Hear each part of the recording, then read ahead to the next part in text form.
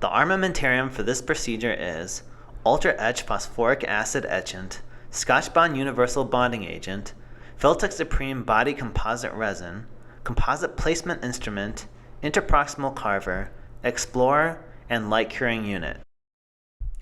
This molar has been prepared with an MOD Class II preparation. The teeth are properly isolated with a rubber dam. Sectional matrices, wooden wedges, and rings have been placed and burnished. 37% phosphoric acid is applied to the enamel margins, and the etchant is agitated with the etchant tip to spread any formed bubbles. Application of phosphoric acid creates a favorable etch pattern for micromechanical retention of the adhesive. The technique shown in this example is a selective etch technique, in which the etchant is applied to the enamel only for 15 seconds. If a total etch technique is used instead, the etchant would be applied to both the enamel and the dentin for 15 seconds. The etchant is completely rinsed off the tooth. The dentin is then air dried to leave a moist surface.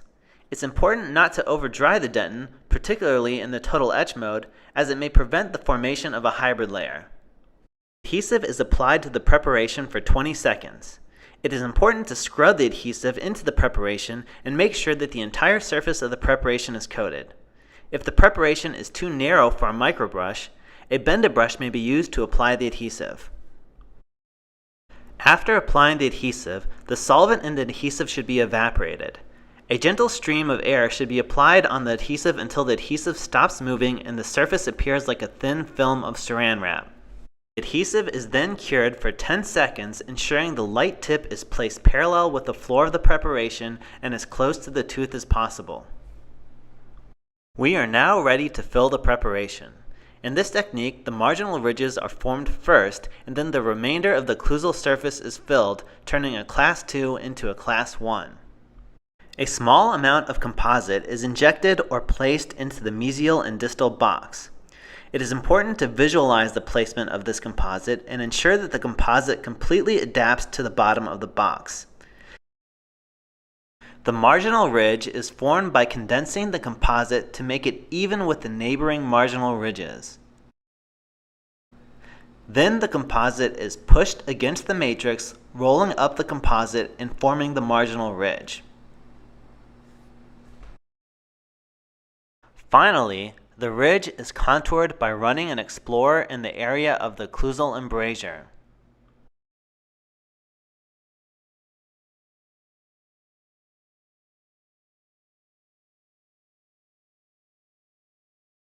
The composite is light cured in 2 mm increments for 20 seconds. The composite is then forcefully extruded against the lingual wall of the preparation. The composite is then condensed against the side of the preparation to form an oblique layer. The anatomy of the remaining tooth is followed to form the shape of the restoration.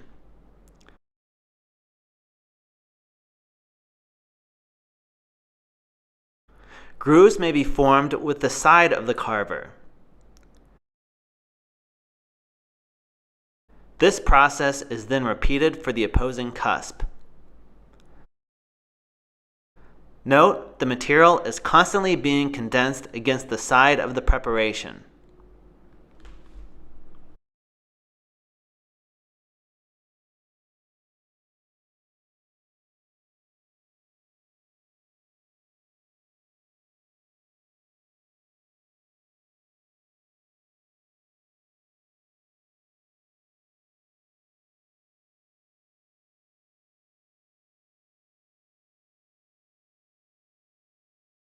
Secondary anatomy may be produced with an explorer.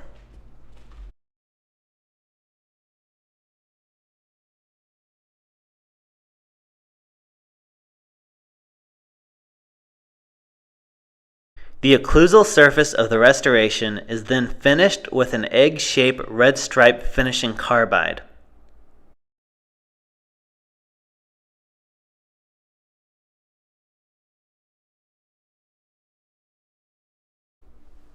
After adjusting the patient's occlusion, The restoration is then polished with a Jiffy brush, as shown here, or an enhanced then pogo finishing point. The inner proximal flash can then be removed with a number 15 blade or a soft flex finishing disc.